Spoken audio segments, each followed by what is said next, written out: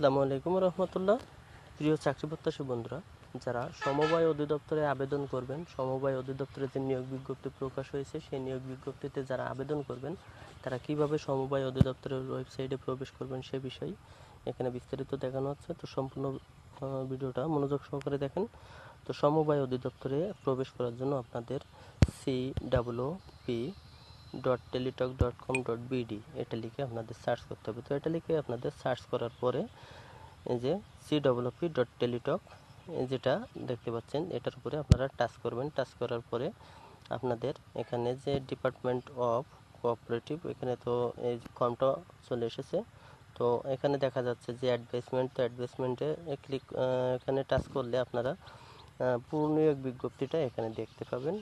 তাছাড়া এখানে দেওয়া আছে যে আবেদনের শেষ তারিখ 17 এপ্রিল 2025 বিকাল 5টা পর্যন্ত।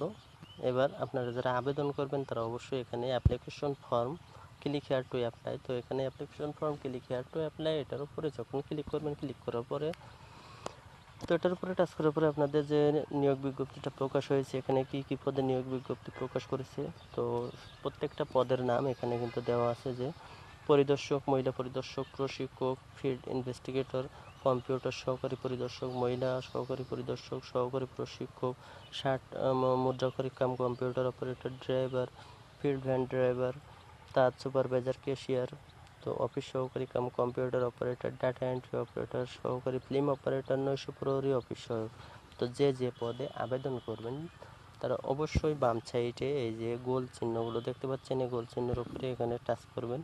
তো আমি এখানে অফিস সহায়কের উপরে টাচ করলাম। তো অফিস সহায়কের উপরে টাচ করলে এটা দেখেন ব্লু কালার, নীল কালারের একটা সিলেক্ট হয়েছে। তো এরপরে নেক্সট অপশনে টাচ করবো। তো নেক্সট অপশনে টাচ করার পরে আবারও একটা পেজ এসেছে, এখান থেকে নো সিলেক্ট করব। নো সিলেক্ট করে আবারও নেক্সটে টাচ করলাম।